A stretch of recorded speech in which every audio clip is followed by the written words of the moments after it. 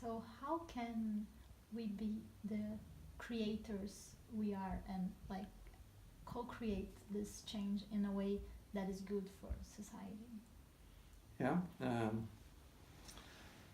I just recently wrote a book called The Nordic Secret together with the Danish philosopher Lena Andersen, where we are describing how we in the Nordic countries in a very successful way managed the transition from being very, very poor, agrarian, non-democratic countries in the middle of the 1800s to just a few generations later, even before the Second World War, we were rich, democratic, industrial nations, and very strong democratic nations as well. How did we manage that? And we are telling the story in this book about very visionary intellectuals and politicians 150 years ago who really understood that in order for us to go into a new world,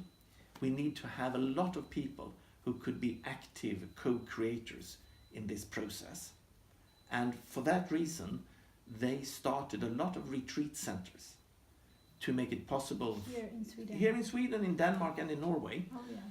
for young people to be able to find themselves, to find their own inner compass, to have enough confidence in themselves to be active co-creators of the new modern world.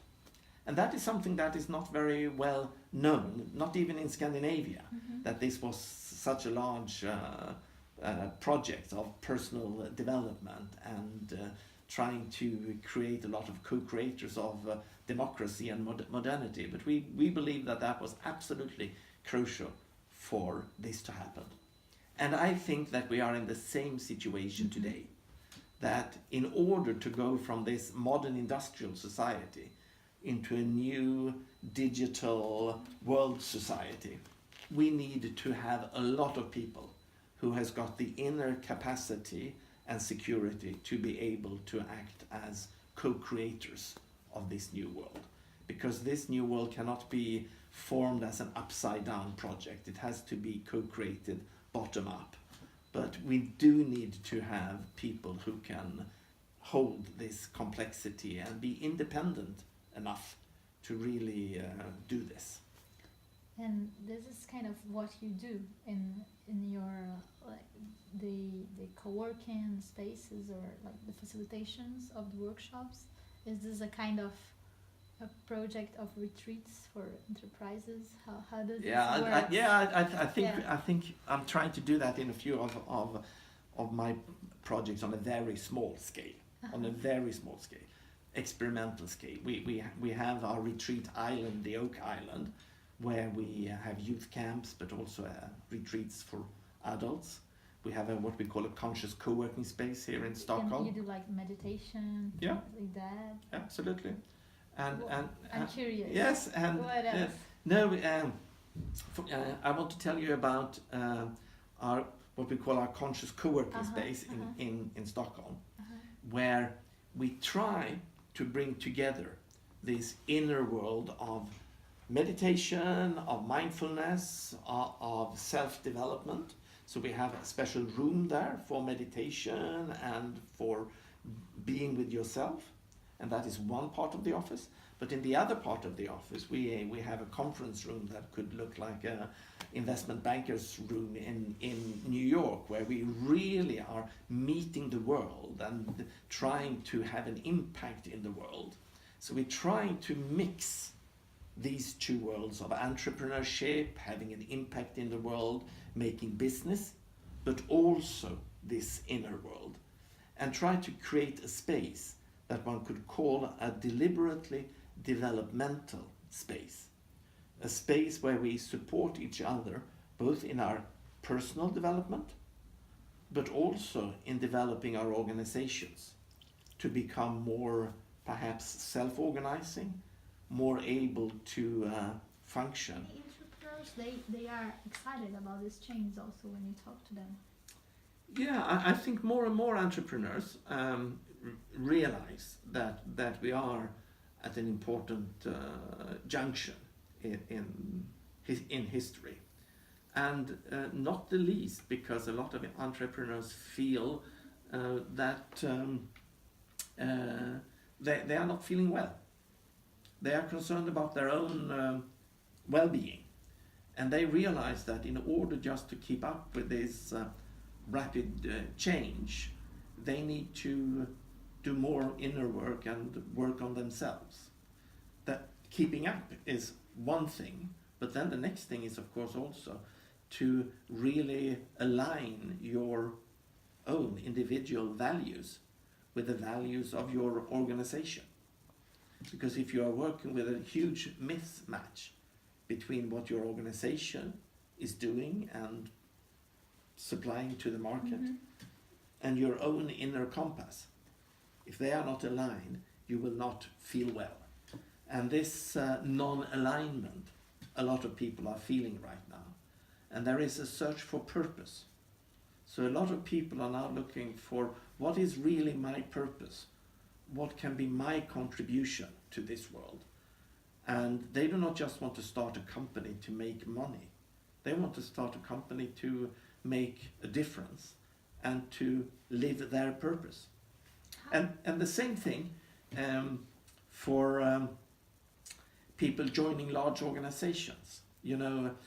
10 or 20 years ago at the Stockholm School of Economics, the top business school in Stockholm, you could go there as a large organization, as an investment bank or consultancy firm, and just say, we are offering you a good salary, a good business card, and a bonus. And the best people would say, I want to join you. But that is no longer the case. The best people graduating from business school today, be in Stockholm or in London, they would say, okay, it's good that you have a big fancy company and you can give me a good salary and bonus, but what's your purpose? And then it's not just enough to say, well, our purpose is to make money. No. Young people today want to see that they are working for an organization that actually has an impact in the world and has a purpose that is aligned with their own inner purpose. So yes, these ideas and the focus on our inner world and the importance of values and personal development is really resonating, at least with the young generation of entrepreneurs and business people. So I'm very happy to see that. Yeah, and how was your shift when it happened? Like you decided to work on this in the beginning. Yeah, I think it was a bit the same. That I had come to a position in my life where I started a lot of companies and made enough money to be financially independent, and then I started to look for a purpose. What's the purpose with my life? And I think that the purpose of my life is to be part of this transition into a new, much more sustainable society. A society that is both sustainable but also flourishing for individuals, for organizations, for society, and also, not the least, for the planet. Yeah, and each one has I think it's very important for each one to reconnect with this co-creation also. Yeah, each person. Yes. Don't think that they are like part of a system that they can do anything. No, yeah? no. I think No. this thing of inner is a very No, good and my Swedish book that I came out with last year has a title called The World We Create, with an emphasis on we, and the fact that there is nobody else creating the world. It's actually us. And we are creating the world through our individual actions, so we can be more conscious, for example, as consumers, and make good individual consumer choices and other ways. But then certain questions cannot be answered just by individual choices. They also involve collective choices. And just as good as we've become during the last 100 years to enable people and empower people to make individual choices, equally bad I think we are at being able to make good collective choices. So how can we restore our ability as a civilization to make good collective choices? I think that is one of the important challenges right now. Yeah. Thank you. Thank you. Good talking.